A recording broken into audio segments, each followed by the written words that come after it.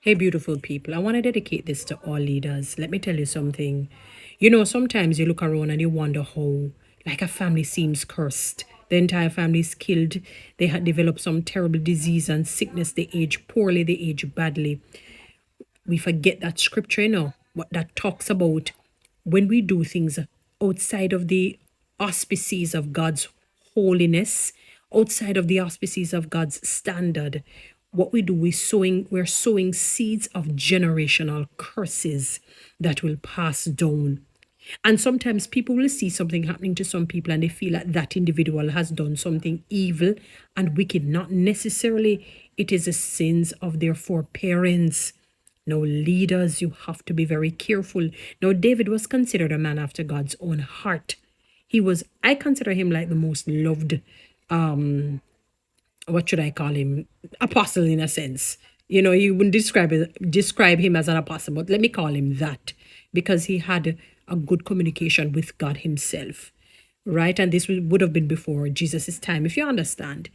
And David, that king, that wonderful man, a decent and a good man, but a imperfect man. And because he did what he did, not just sleeping with Bathsheba, who was a married woman, he's a married man, but indirectly killing her husband, Uriah.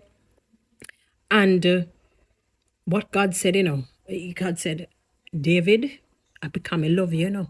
Why me not beat you the right way, me should I beat you. But this is what is going to happen to you. The sword will never leave your house.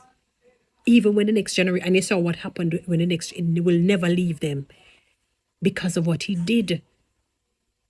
And I'm saying to you, although he said somebody, because of my love for David, somebody will be upon the throne. But, something else comes with it because of what he did in terms of taking a man's life.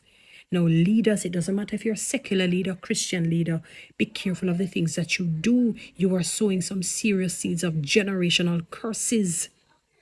Think about your children, think about your grandchildren. And you can't pinpoint why certain things are happening. It is because of what you have done. And that is unfair to them, especially if they're trying to live a decent life. Don't get me wrong, their prayers can be answered like a Jabez when his mother cursed him because of the pain she experienced. And Jabez cried out to God and God removed that curse that she would have placed. But you don't want to test God like that.